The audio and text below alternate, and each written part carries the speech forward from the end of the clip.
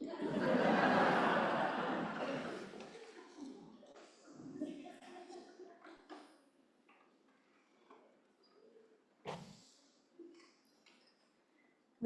Tova.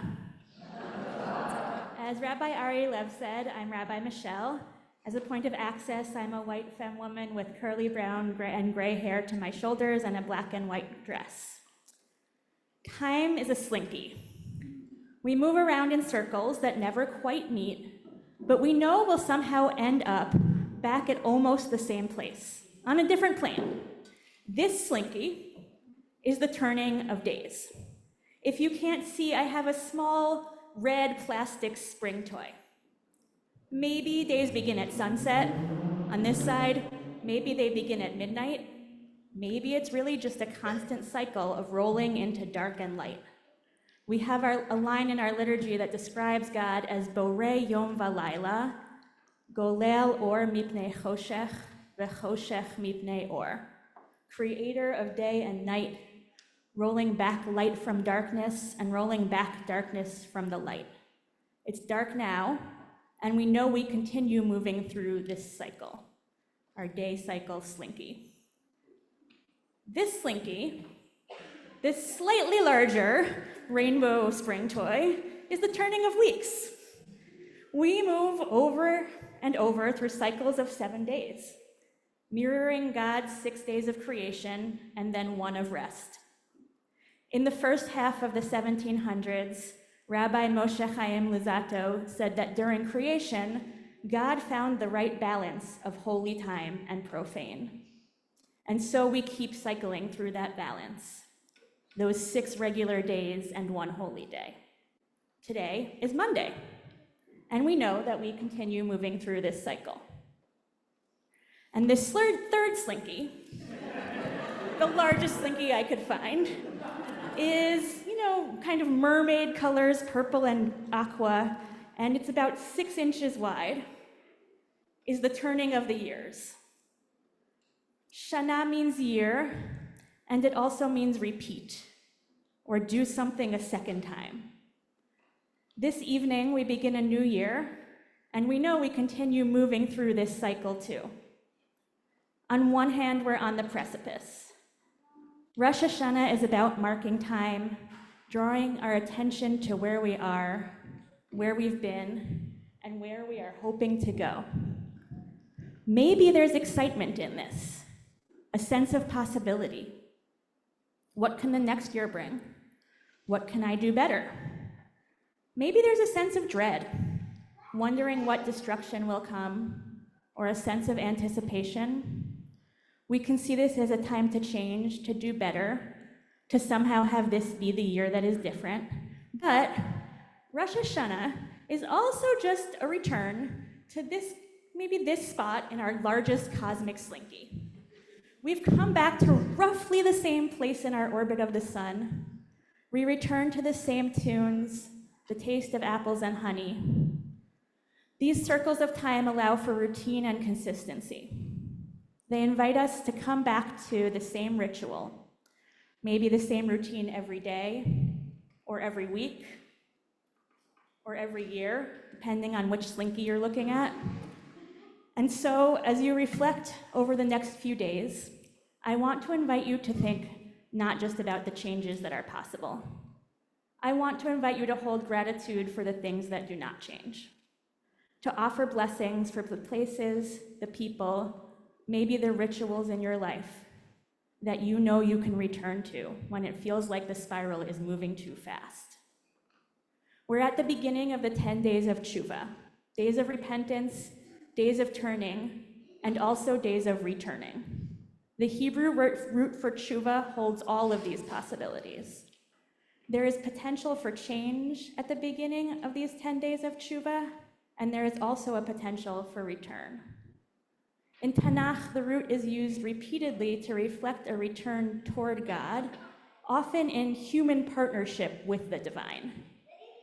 Throughout this season, we hold on to a line from the end of the Book of Lamentations, which we read on Tisha B'Av 7 weeks ago, and which we will continue to return to every year. Hashivenu Adonai Elecha v'nashuva. Chadesh Yameinu Kekedem. Return us to you, God, and we will return. Renew our days as before. This plea is asking God to take us back, to return us. Written about the pain of exile, there's probably an element in it of desire for physical return. But there's also an element of returning to what has already been. It's not just a plea for a return to place or a return to power. Maybe the desire is to return to what we know, to the best of who we have been in the past, and to the people, the places, and the things that have supported us. In Psalm 116, the writer speaks of God's greatness, but also with a moment of return. Shuvi nafshi limnuchaychi ki Adonai gamal alaychi. Return my soul to your rest, for God has been good for you. This tshuva is a return to comfort after peril, a return to a sense of calm and safety, a sense of grounding, ability to rest. Tshuva can be returning to calm, returning to parts of ourselves in a world that isn't always welcoming. What are the things you return to now in this new year? What are the routines and rituals that ground you, even in this new physical space? What are the parts of yourself that you want to return to?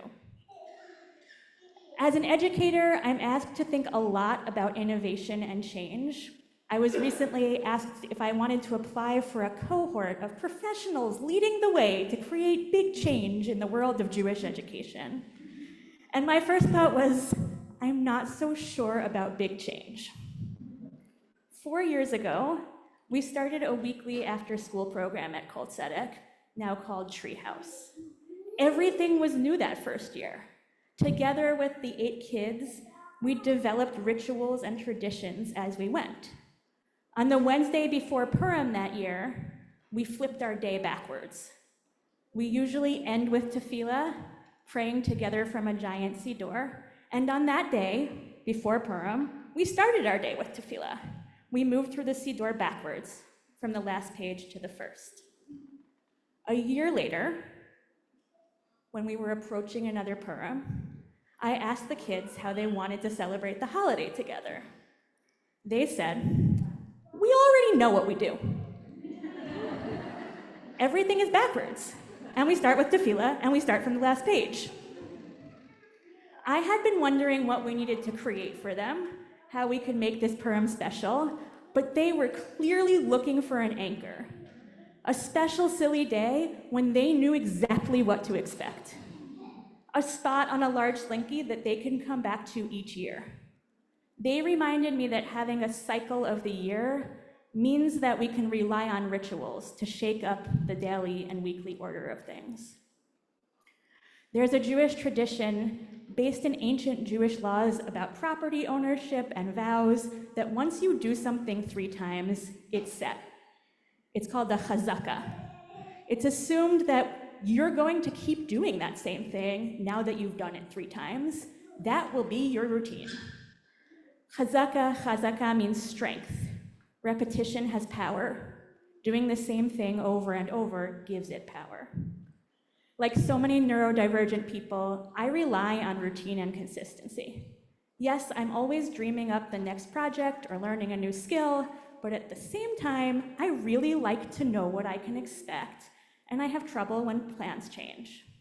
For me, chronic illness also means I'm not always sure what I'll be able to do when we loop back to another week or another year. So I hold on to the moments of return that allow me to explore and do the next exciting thing. I hold on to stability and consistency where I can find it. I'm so grateful for the big and small things that happen on a daily, especially a weekly schedule. I went to pick up my niece from school on her first Thursday of 3rd grade a few weeks ago, and a parent there who happens to be a KT member noted that I have been there every Thursday since kindergarten. I love going back to the same campground each year with the same friends. I love weekly chavruta, any routine.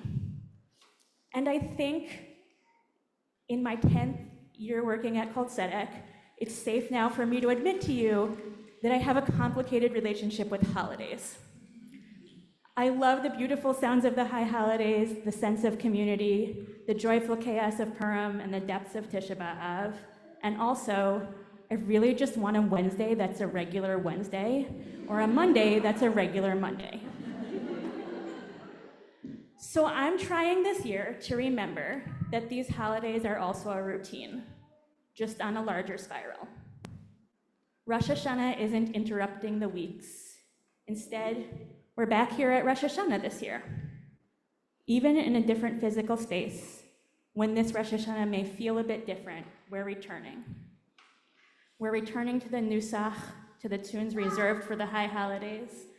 We're returning to our community, to Pop Shop popsicles. We're returning to the calls of the shofar, to the joyful chaos of Tat services. What are you returning to this Rosh Hashanah? This Monday, this evening? What are the repeated rituals, the unchanging things, the chazakas that give you the strength to make change where it is needed? Over these next days and through the holiday season, may we find blessing in the things that give us a sense of stability. May we see power in change and repentance, and also see the parts of ourselves that we want to return to. And may we feel grounded, even as we move through time on spirals of many sizes. Hashanah Tova.